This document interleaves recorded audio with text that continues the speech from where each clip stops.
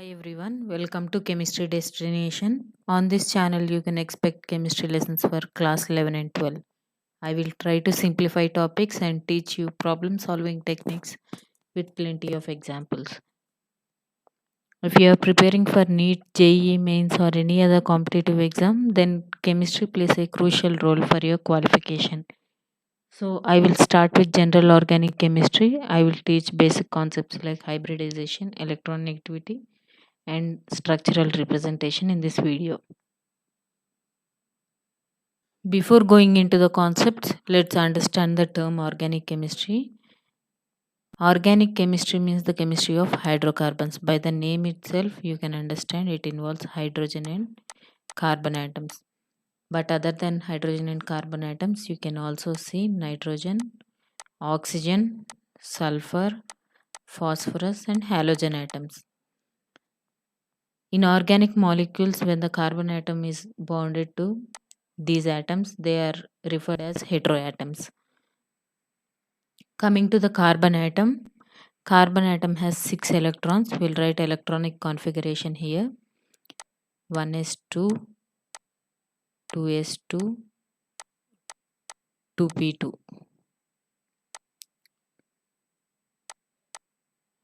Any atom forms a bond to reach its nearest noble gas configuration, which is octet configuration, stable configuration. Now carbon has 6 electrons. It needs 4 more electrons to reach the noble gas configuration, which is neon configuration. To obtain that, carbon atom gets excited, by which one electron from 2s2 orbital jumps into 2p orbital. Let's see the excited carbon configuration here. 1s2, 2s1 and 2p3.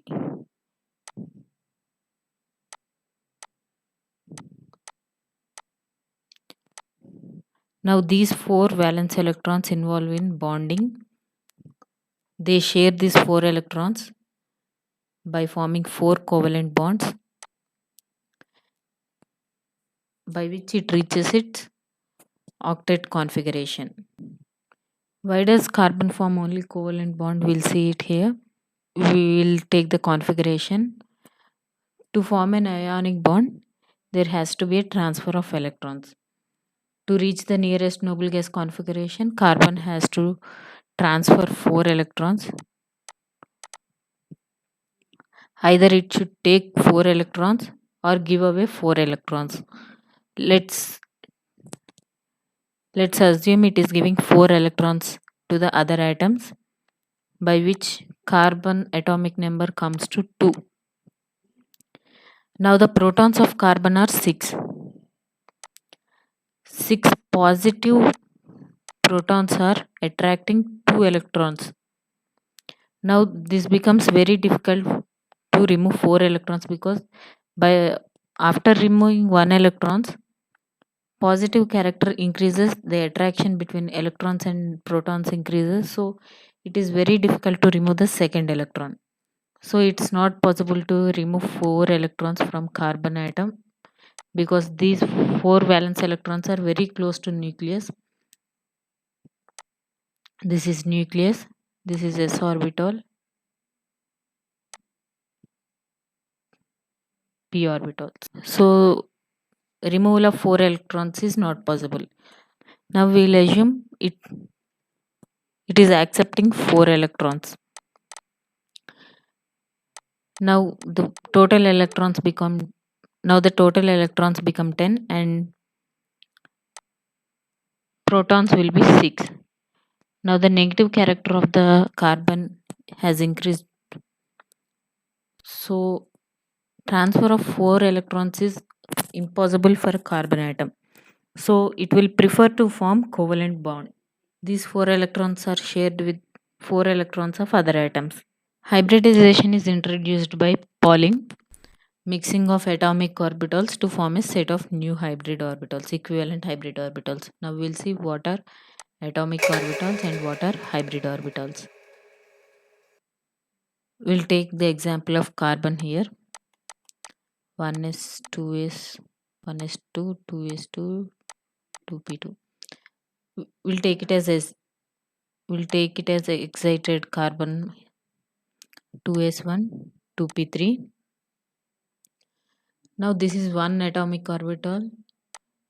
P has three atomic orbitals, 2px, 2py, 2pz. Now these four atomic orbitals mix it together to form four hybrid orbitals. They lose their nature and mix up together to form four hybrid orbitals.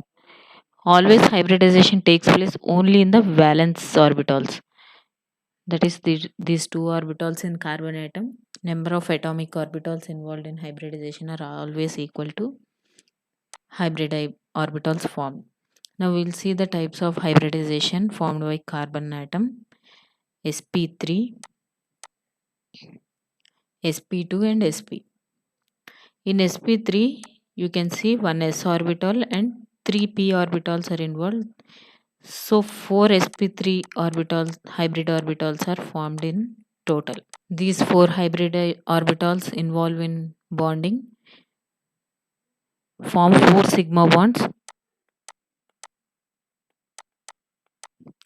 So for a sp3 hybridized carbon atom, there will be 4 sigma bonds and the shape will be tetrahedral. The angle between two bonds will be 109.5 degrees. We'll come to sp2 hybrid orbital hybridization, where one s orbital and two p orbitals are involved, and the other remaining p orbital will be involved in pi bonding. These three form 3 sigma bonds. The other 2p orbital, which is not involved in hybridization, forms 1 pi bond. So the sp2 hybridized carbon will have 3 sigma and 1 pi bonds, and the shape will be trigonal planar. The bond angle between two bonds will be 120 degrees. And coming to sp hybridization, one s orbital and one 2p orbital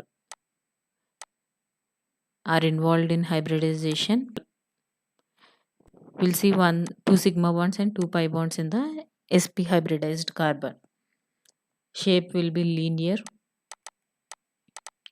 and the bond angle will be 180 degrees between two bonded atoms. Now we'll see the s character and p character in each hybridization. Now in sp3 hybridization, there are four hybrid orbitals. S will take 25%. 25% of S character is there in sp3, and 75% of p, which is for 3 p orbitals. Each p will take 25% each. And coming to sp2, 33.3% of S will be there, S character, and 66.6% of P character. Coming to SP, S percentage will be 50 and P percentage will be 50. Now SP hybridization has the greatest S character. Now we'll find out the hybridization of each carbon in these molecules. We'll do this one. Now this carbon has 3 hydrogen atoms, 3 sigma bonds with 3 hydrogen atoms and 1 sigma bond with 1 carbon atoms. So this is sp3. This carbon atom has 3 sigma bonds and 1 pi bond with the oxygen atom. So this is sp2. This has 1 pi bond. So this is sp2. This carbon has 1 pi bond. So this is also sp2. This carbon has all sigma bonds, 4 sigma bonds. So this is sp3. We'll do this one now. This carbon has all sigma bonds, 3 with the hydrogen atoms, 1 with the carbon atom. So this is sp3. This carbon atom has 1 pi bond. So this is sp2. This carbon atom has 1 pi bond, so this is a sp2. This carbon atom has all sigma bonds, 2 with the hydrogen atoms and 2 with 2 different carbon atoms. So this is sp3. This carbon atom has 2 pi bonds, so this is sp.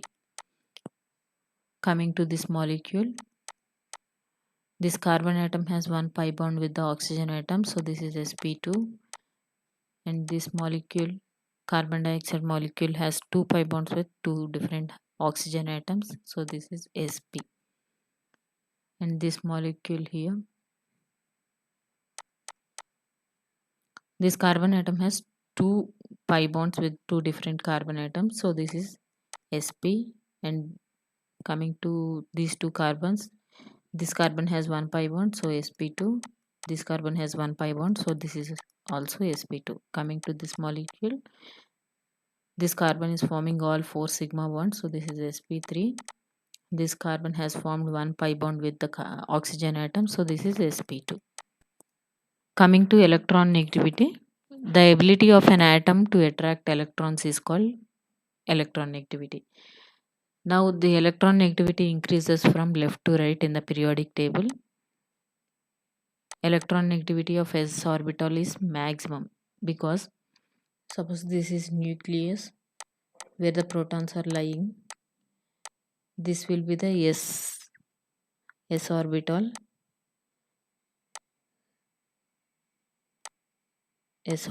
so protons are very near to this s orbital, so these electrons will face more attraction than other orbitals, so the electron negativity will be high.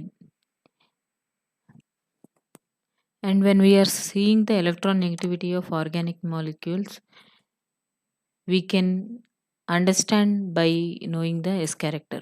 We can understand the electron negativity of molecule by knowing the s character. In hybridization, we have learned the percentage of s character of these hybridizations. In sp it is 50%, in sp2 it is 33.3%, in sp3 it is 25%. So as the s character decreases, the electron negativity also decreases. Between hybrid and unhybrid orbitals, we have learned s orbital has the maximum electron negativity. So we'll see in the percentage of s character over here also. S character over here is 100%. 33, this has 50, this has 33.3%, this has 33.3%, this is 25%, and this has 0%.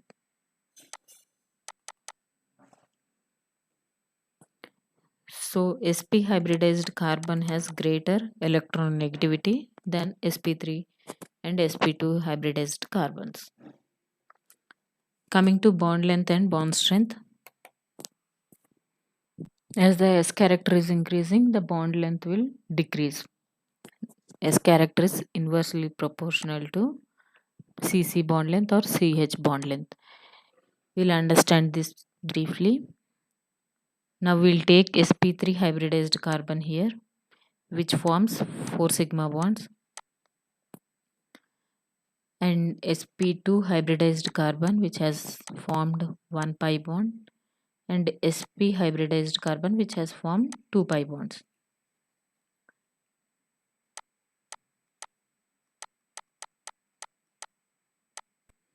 Now this is sp3, sp2, sp. Now this has lesser electron negativity, this has greater electron negativity. So due to greater electron negativity, this carbon attracts electron more compared to sp3 hybridized carbon. So when it is attracting the electrons in these bonds,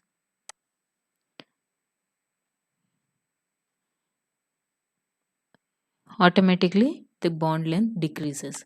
As the bond length decreases, the strength of the bond increases. Shorter the bond, greater is the strength. Coming to acidity of hydrocarbons, it is the tendency of a molecule to donate protons. or you can also say dissociation into protons and the anions in water. Acidity is directly proportional to electron negativity of an atom. For suppose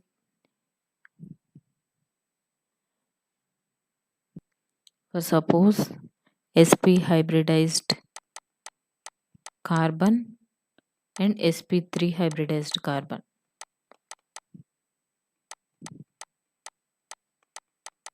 This has greater electron negativity, so this attracts more towards itself. It attracts these electrons towards itself, so the proton is easily removed. Coming to this carbon has lesser electron negativity, so this hydrogen cannot be dissociated into proton very easily. So by this you can understand how electron negativity is affecting the acidity here. Electron negativity is directly proportional to S character, so this affects the acidity. Now acidity is inversely proportional to 1 by pKa. Greater the pKa value, lower will be the acidity. Coming to structural representation of organic molecules, these are represented in two ways: Lewis structure and bond length structure. Now the Lewis structure is further classified into complete and condensed, where the complete structures are represented in this way, where all the bonds are shown in the molecule, in the structure. Whereas the condensed structure, all the bonds may or may not be shown. We'll take this molecule and write the condensed form here. Now we have CH2 molecules, 1, 2, 3, 4. 4 CH2 molecules bounded to each other in a neighbor to each other. So now this will write as CH3 is bounded to CH2, 4 molecules of CH2 which are bounded to each other, and then it is bounded to CH, CH3, CH2 and CH3. In condensed form, all the bonds may or may not be shown. And coming to the bond line structure, in this structure only the lines are used to represent the organic molecules here. Every corner is a carbon atom. Now this carbon atom has 4 valence electrons. It forms 4 covalent bonds. Now one has been formed with the carbon atom. The other remaining bonds will be with hydrogen atoms. This is understood. Hydrogen atoms need not be written for every carbon. The remaining valency will be for hydrogen atom. For this carbon atom, it has formed 2 bonds with the carbon atoms. The remaining 2 bonds will be with the hydrogen atoms. Same as with this carbon, it has formed 3 bonds with the carbon atom. 3 bonds with the carbon atom. So remaining 1 valency will be with the hydrogen atom. In the cyclic compounds as well, in mostly we represent in bond line structure. Each corner is 1 carbon atom. Now this carbon atom has bonded to 2 carbon atoms. The other 2 bonds will be with 2 hydrogen atoms. All carbon atoms are same here. So in this way we will represent organic molecules in both straight line structures and cyclic structures. Now coming to 3-dimensional representation. All the molecules in nature are 3-dimensional. To represent them on the paper, we use this dash wedge method. This is dash and this is wedge. When we take tetrahedral structure of a carbon, sp3 hybridized carbon, now only 2 bonds will be on plane, other 2 bonds will be, one will be away from the observer, that is away from you, and the one will be towards you. So the bond which is towards the bond which is towards the observer will be written as represented as a wedge. The bond which is away from the observer is will be represented as a dash. In this way, we represent the 3D molecules on a paper.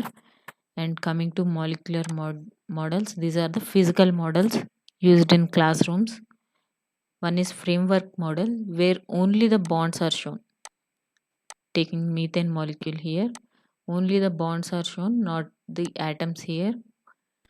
Now, if the carbon atom has formed a bond with the hydrogen atom, the bond will be shown in two different colors. Hydrogen atom will be in a different color. So this is the representation of a framework model. Coming to the ball and stick model, where both the atoms and bonds are represented. Atoms are represented in small balls, whereas the bonds are represented as stick.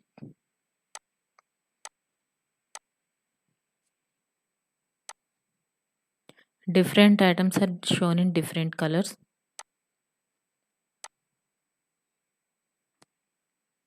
Now this is the ball and stick model, which is mostly used in the classrooms. And coming to space filling,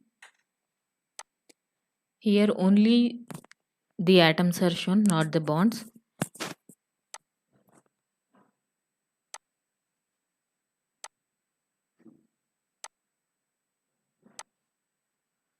Only the atoms which are bonded are shown, not the bonds. Now we'll see the classification of organic compounds. We have plenty of organic molecules in nature. Now, it is important to classify them so that we can study their characteristic features. Organic compounds are primarily classified into acyclic and cyclic structures. Acyclic structures contain a straight chain or with a branch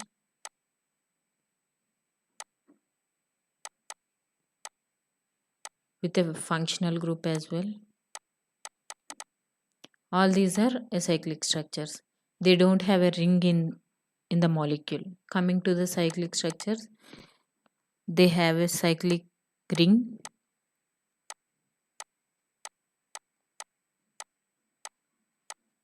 These are the cyclic structure. These cyclic structures are further classified into alicyclic and aromatic. Alicyclic compounds are hydrocarbons where the carbon atoms are bonded to each other in a cyclic manner. Now this is cyclic structure. This is also alicyclic.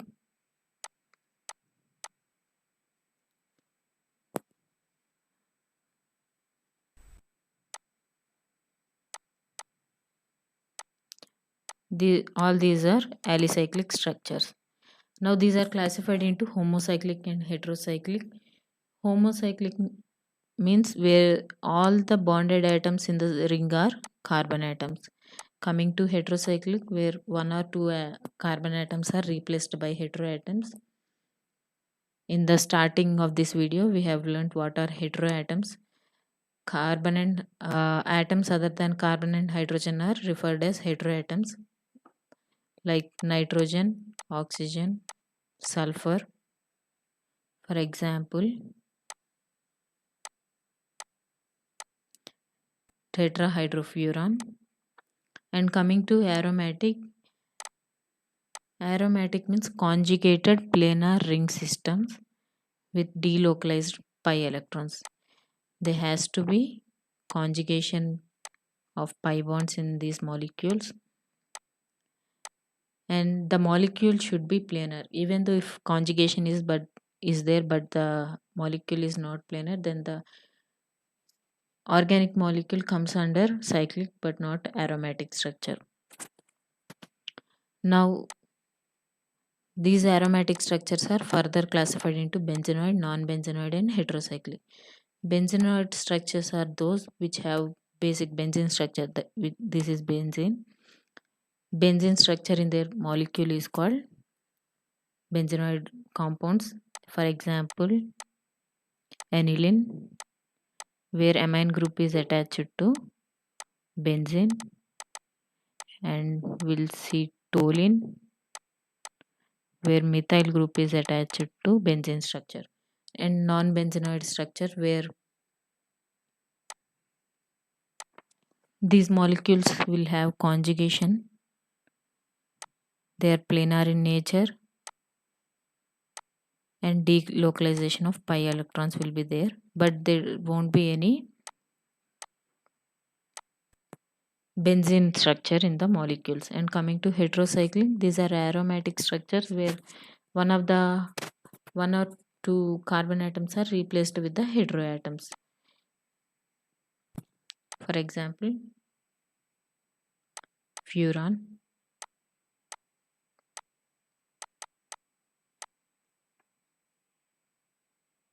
pyridine,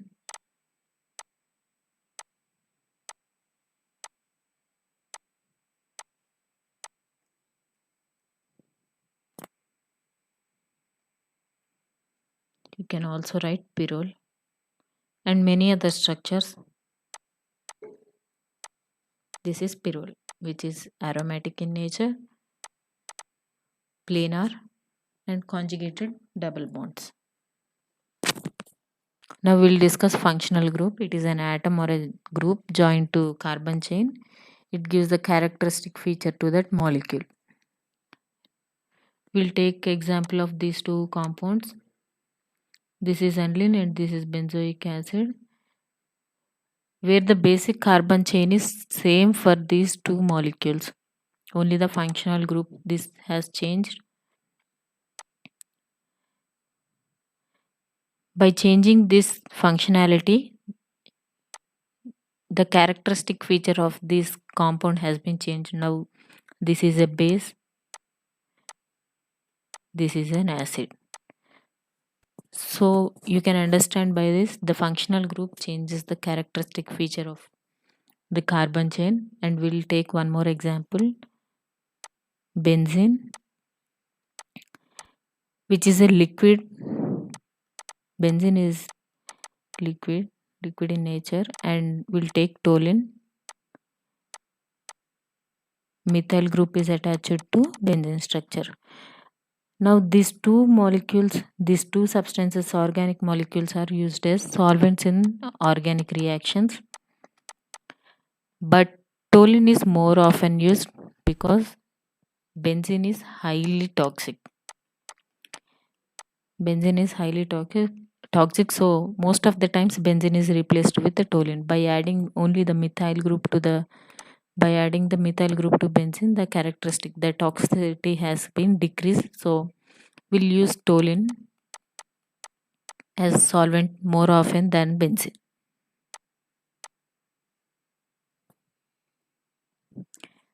Coming to homologous series, it is the sequence of compounds with the same functionality, with the same properties, but the number of carbons will change. We'll take an example and see.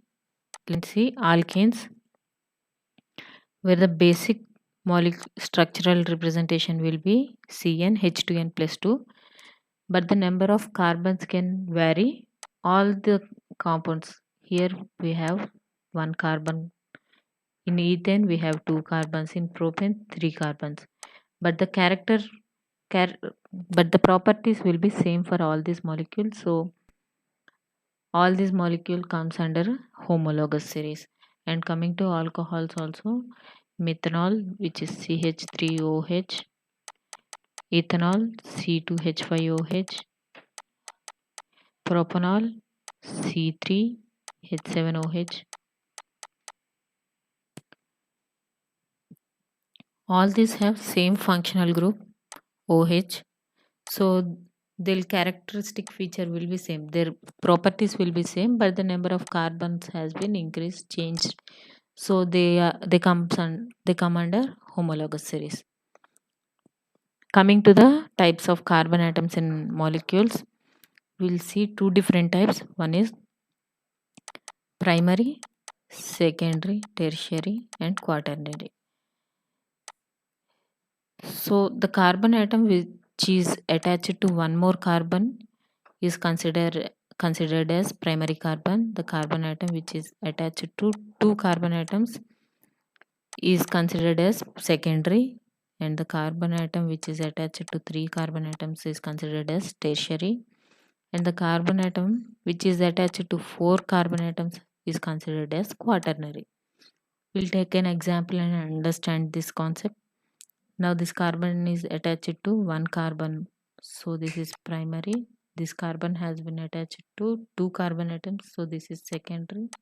This carbon is attached to 1, 2, 3, 4 carbon atoms, so this is quaternary. This carbon is attached to 1, 2, 3 carbon atoms, so this is tertiary. All these methyl groups are primary in nature. And the other type will be alpha, beta, gamma, and delta. These type of carbon atoms are observed in the organic compounds with functional group. Organic compounds with functional group.